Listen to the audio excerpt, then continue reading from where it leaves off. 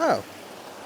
Oh, you've come along with me. I wasn't going to make a video today, but I thought I would just grab some images. But since you're here, let's talk about some waterfall photography. Roll that epic B-roll.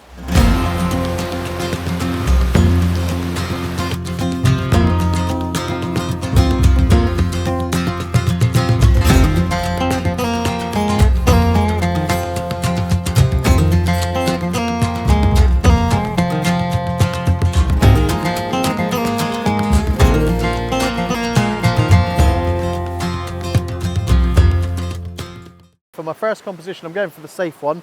So I've got tripod out, nice and high, just to get that entire waterfall in, the cascade in. But what I like about this is the background here. You've got the V, almost a V of trees in the background. But what I don't like is not a lot going on. There's not a lot going on in this right-hand side of the image here. So I could just off-balance that a little bit. So I'll have to deal with that a bit later in a different composition, I think. So we've got the water coming in from the right-hand corner. I quite like the way the water flows. It will bring your eye, hopefully, all the way up through the image to finish on these group of trees up here. So that is that's my image, and my settings are f8, ISO 100, half a second for my shutter speed, and a 26mm focal length. And I'll pop that image up on the screen.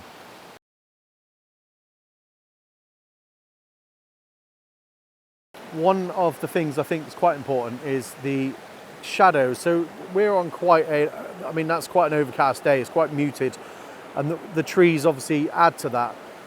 So you've got all these areas all the way up through the image that are in complete darkness almost, and you lose a lot of detail. So expose to the right and try and recover as much of that detail as possible, and then blend that later in post, and you'll get a much nicer image than you would if you didn't expose for the blacks. You're just going to have a lot of black areas in your scene.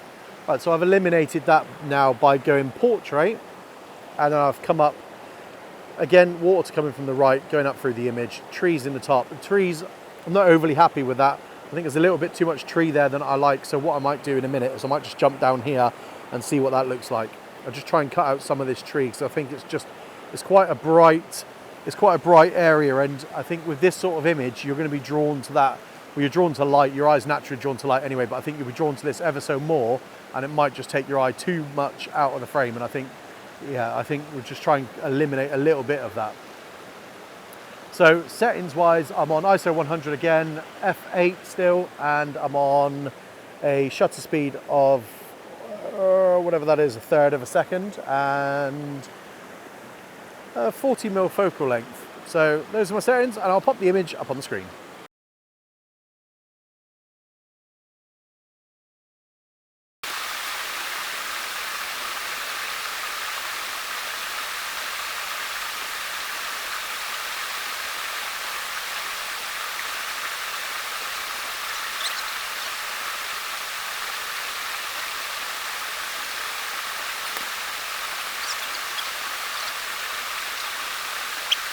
This next bit of advice, I would say, wasn't overly important, but with modern advancements in technology with AI, you don't really need to do this, but old habits die hard, and it's just clearing some of the clutter out of the scene. And I've just removed a couple of the logs that I thought would distract from the image. So I've done that manually rather than doing it in post, and then that way it doesn't affect my overall image. And yeah, so that's the next composition I've got set up. So the tree that fell was over here, and then just further back there was another branch that was in the scene. So that's my composition there. So I'm on the same sort of settings.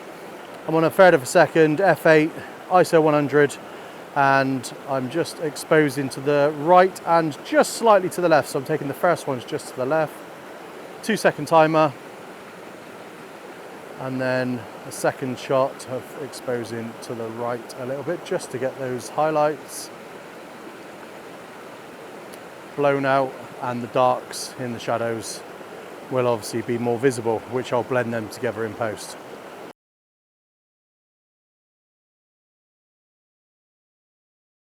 Compositionally, I'm pretty happy with the composition that I've got at the moment.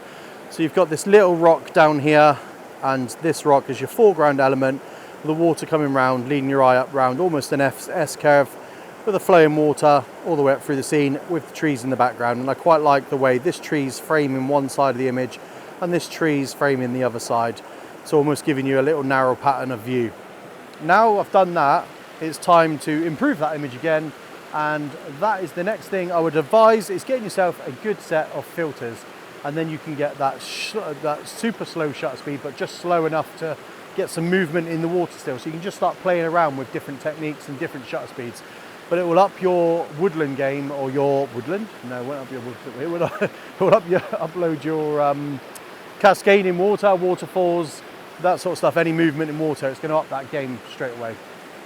So the next thing to think about is polarizing your image. So you can see here we've got all the reflections here of the sky, and then with a polarizer, what it's going to do is just going to cut through that reflection and make that image a little bit better.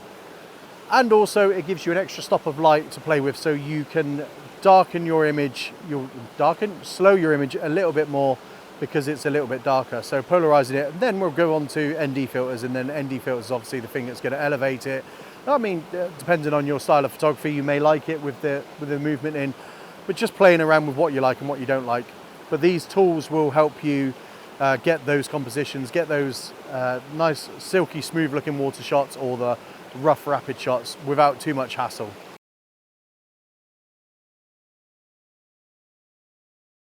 Finally, I'm going to use a 10-stop ND filter just to slow that water down a little bit more. And I don't know if I talked about my composition, but I've got the two rocks here framing the bottom third of the image, with the water S bending up through the image with the trees, and eliminating that by being in portrait mode. So that's the composition. Setting wise, it pretty much stayed the same the whole time because the light's not changing. It's f8 and I'm on ISO 100, but my shutter speed now is a 1/7 of a second because I've got a polarizer on as well. So then I'm going to add a 10-stop filter to this, and we're going to see what that looks like just to get that final nice smooth water, and I'll pop that image up on the screen. Settings wise, I'm on f8, I'm on ISO 100, and I'm on a 4-minute exposure with a 10-stop ND filter and a polarizer.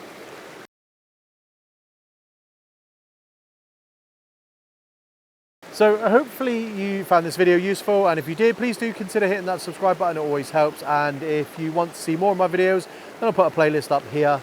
It just leaves me to say thank you so much for watching, and I will catch you on the next one.